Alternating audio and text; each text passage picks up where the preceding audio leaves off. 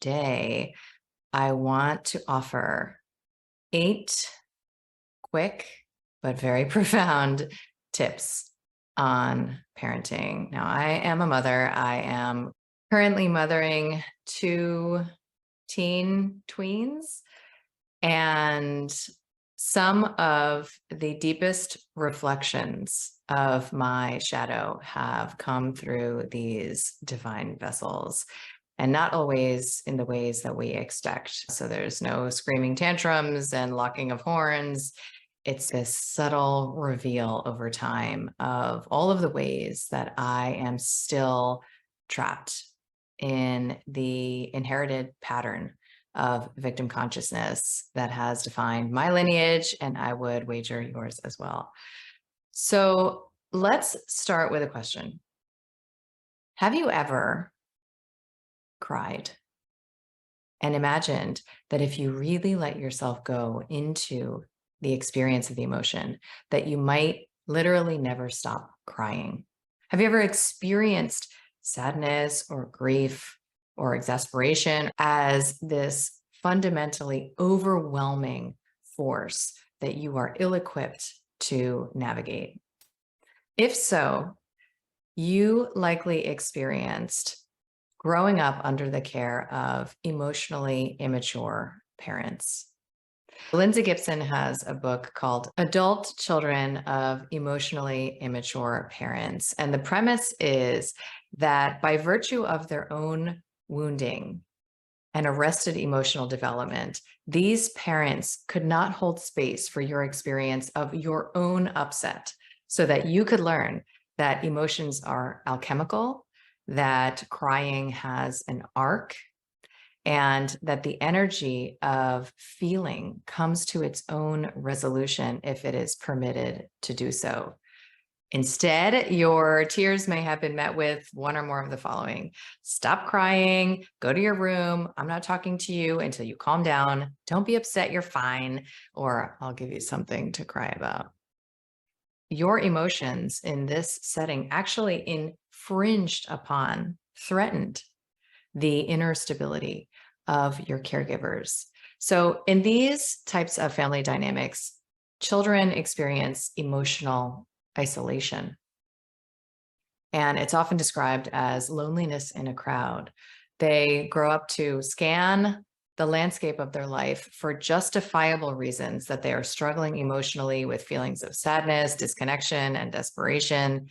And they reflexively invalidate their own emotional experience, saying things like, with all that I have, why do I feel this way? What's wrong with me? And they're very accustomed to needing a good reason for their feelings to exist.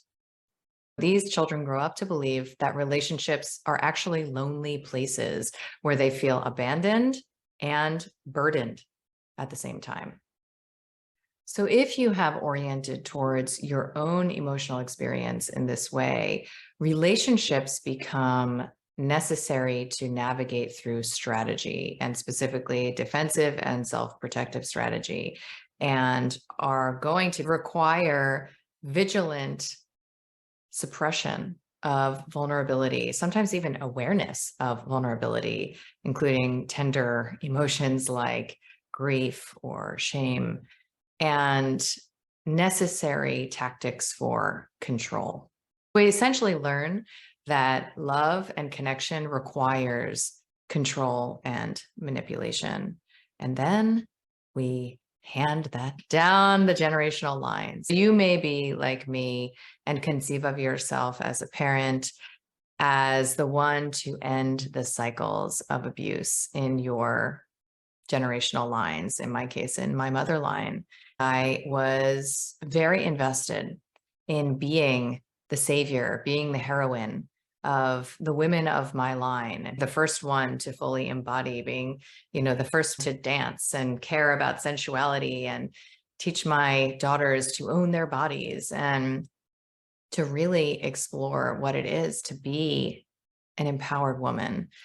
And it wasn't until several instances where I was in a position to confront a narrative that my daughters had about my mothering specifically, that was at odds with this particular character I had painted myself as, that I entered into the very humble space of learning about myself through my children. There's an expression called narcissistic extension in psychology, which suggests that sometimes when we don't have a secure sense of self as adults, we require our children to perform in such a way that they validate our sense of self. And if they deviate from our expectations, there are usually consequences because they are compromising not their experience, not their sense of self, but ours. That is one example. If I need my children to